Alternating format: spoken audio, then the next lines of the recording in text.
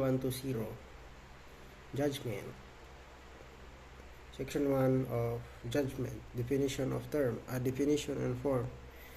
Judgment is the adjudication by the court that the accused is guilty of or not guilty of the offense charged and the imposition on him the proper penalty and civil liability, if any. It must be written in the official language, personally and directly prepared by the judge, and signed by him and shall contain clearly and distinctly a statement of the facts and the law upon which it is based. Section 2 of Rule 120, contents of the judgment. If the judgment, number 1, if the judgment is of conviction, it shall state the legal qualification of the offense constituted by the acts committed by the accused and the aggravating or mitigating circumstances which attended its commission. Second, the participation of the accused in the offense, whether as principal, accomplice, or accessories of the facts of accessories after the fact. Number 3. Third, the penalty imposed upon the accused.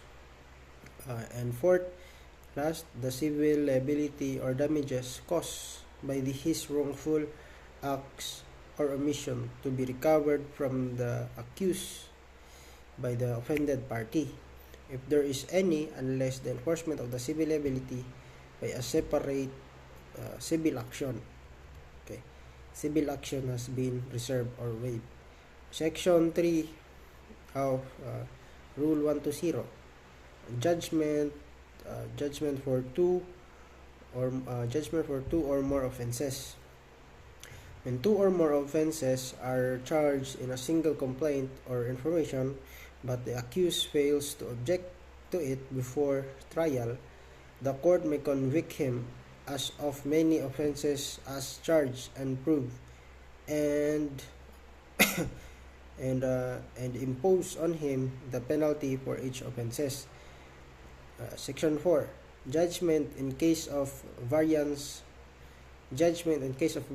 between allegations and proof. When there is a variance between the offenses charged in the complaint or information and that proof, and the offense as charged is included in or necessarily includes the offense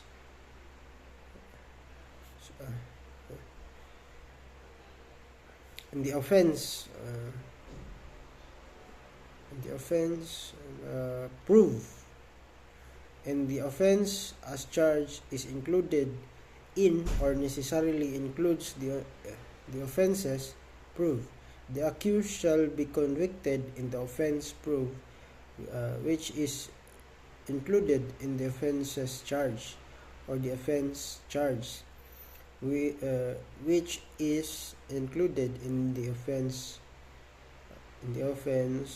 proof.